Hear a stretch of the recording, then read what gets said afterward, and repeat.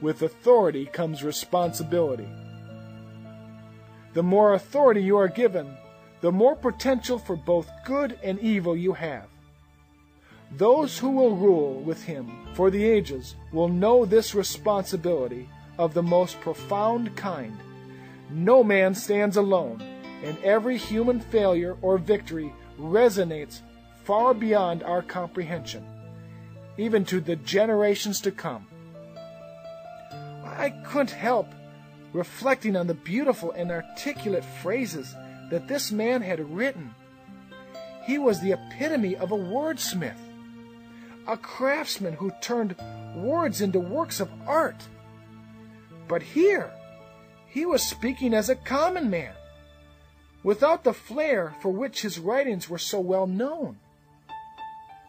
Although he knew what I was thinking, as did everyone here, he continued with what he clearly thought was more important. Had I sought the Lord himself instead of knowledge about him, I could have successfully led many thousands, which would have resulted in many more millions being here now.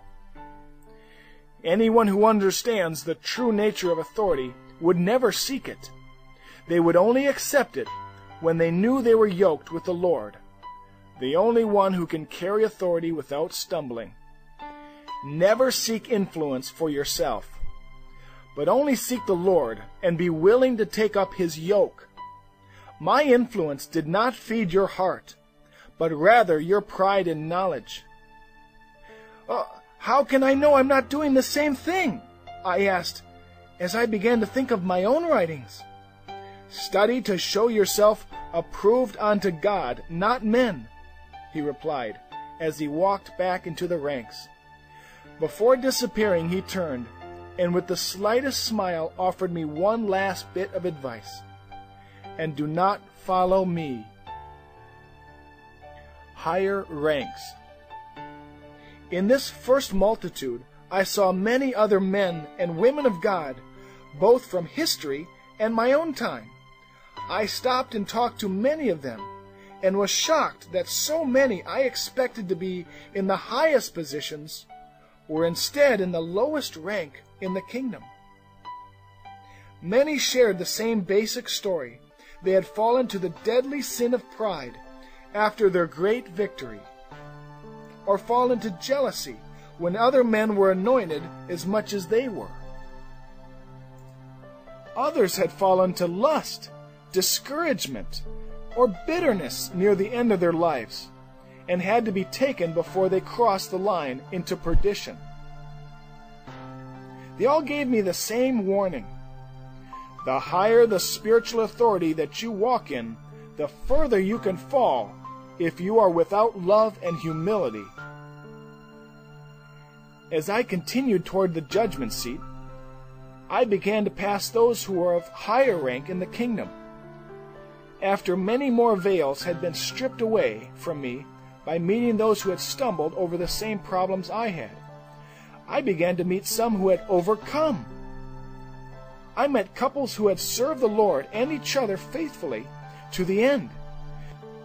Their glory here was unspeakable, and their victory encouraged me that it was possible to stay on the path of life and to serve the Lord faithfully. Those who stumbled did so in many different ways, but those who prevailed all did it in the same way. They did not deviate from their devotion to the first and greatest commandment, loving the Lord. In this way, their service was done unto him and not unto man. These were the ones who worshiped the Lamb and followed him wherever he went. When I was still not even halfway to the throne, what had been indescribable glory of the first rank now seemed like outer darkness compared to the glory of those I was now passing. The greatest beauty on earth would not qualify to be found anywhere in heaven, and I was told that this room was just the threshold of indescribable realms of glory. My march to the throne may have taken days, months, or even years, There was just no way to measure time in that place. Everyone there showed respect to me, not because of who I was or anything I did, but simply because I was a warrior in the battle of the last days. Somehow, through this last battle, the glory of God was to be revealed in such a way that it would be a witness to every power and authority, created or yet to be created, for all eternity. During this battle, the glory of the cross would be revealed, and the wisdom of God would be known in a special way. To be in that battle was to be given one of the greatest honors possible. Near the judgment seat of Christ, those in the highest ranks were sitting on thrones that were all part of His throne. Even the least of these thrones was many times more glorious than any earthly throne. Some of those on the thrones were rulers over cities on earth, and would soon take their place. Others were rulers over the affairs of heaven, and still others ruled over the affairs of the physical creation, such as star systems and galaxies. It was apparent that those who were given authority over cities were esteemed even above those who were given authority over galaxies. The value of a single child surpasses that of a galaxy of stars, because the Lord has chosen men as His eternal dwelling place. In the presence of His glory, the whole earth seemed as insignificant as a speck of dust. Yet it was so infinitely esteemed that the attention of the whole creation was upon it. His awesome presence. Now that I stood before the throne, I felt even lower than a speck of dust. Nevertheless, I felt the Holy Spirit upon me in a greater way than I ever had. It was by His power alone that I was able to stand. It was here that I truly came to understand His ministry as the Comforter.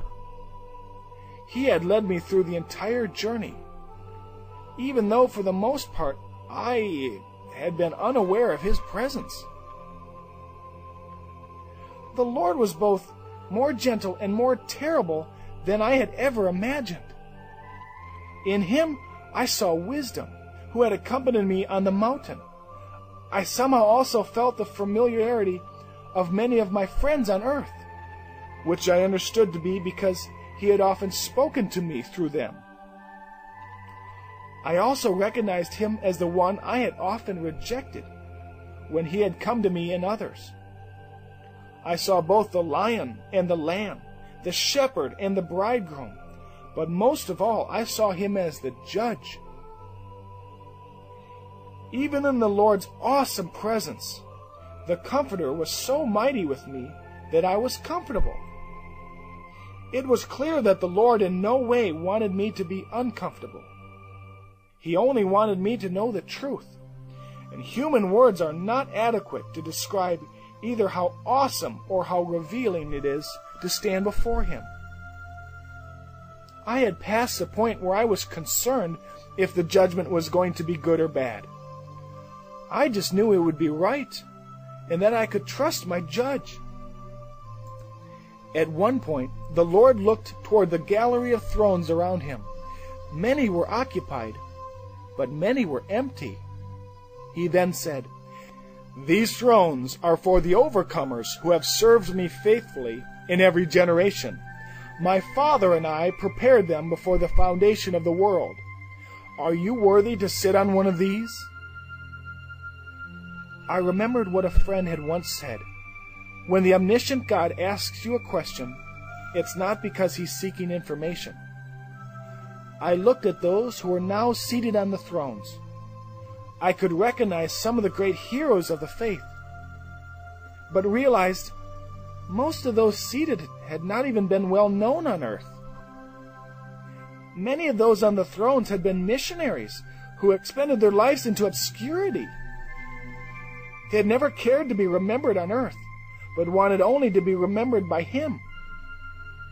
I was a bit surprised to see some who had been wealthy, and rulers who had been faithful with what they had been given.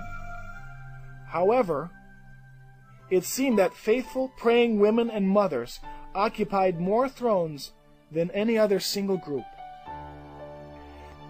There's no way I could answer yes to the Lord's question regarding whether I considered myself worthy to sit there. I was not worthy to sit in the company of anyone who was there. I knew I had been given the opportunity to run for the greatest prize in heaven and on earth, and I had failed. I was desperate, but there was still one hope. Even though most of my life had been a failure, I was very glad that I was here before finishing my life on earth. When I confessed that I was not worthy, the Lord asked, "But do you want this seat?" "I do with all my heart," I responded.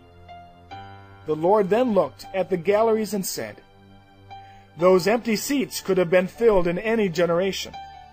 I gave the invitation to sit here to everyone who has called upon my name. The seats are still available. Now the last battle has come, and many of those who are last shall be first. These seats will be filled before the battle is over. Those who will sit here will be known by two things. They will wear the mantle of humility, and they will have my likeness. You now have the mantle, if you keep it and do not lose it in the battle. When you return, you will also have my likeness. Then you will be worthy to sit with these, because I will have made you worthy. All authority and power has been given to me, and I alone can wield it. You will prevail, and you will be trusted with my authority, only when you have come to fully abide in me. Now turn and look at my household." I turned and looked back in the direction I had come from. Standing before his throne, I could see the entire room. The spectacle was glorious beyond description. Millions filled the ranks. Each individual in the lowest rank was more awesome than any army and had more power. It was far beyond my capacity to absorb such a panorama of glory. Even so, I could see that only a small portion of this great room was occupied. The cup of tears.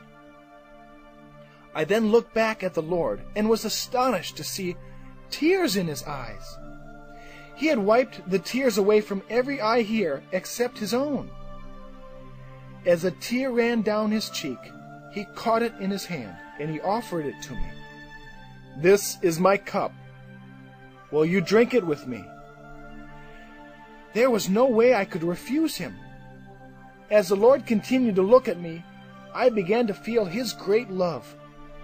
Even as foul as I was, he still loved me. As undeserving as I was, he wanted me to be close to him. Then he said, "I love all of these with a love that you cannot now understand. I also love those who are supposed to be here, but did not come. I left the 99 to go after the one who was lost. My shepherds would not leave the one to go after the 99 who are still lost. I came to save the lost. Will you share my heart to go and save the lost? Will you help fill this room? Will you help to fill these thrones and every other seat in this hall? Will you take up this quest to bring joy to heaven, to me, and to my Father? This is judgment for my own household, and my own house is not full. The last battle will not be over until my house is full. Only then will it be time for us to redeem the earth and to remove evil from my creation. If you drink my cup, you will love the lost the way that I love them,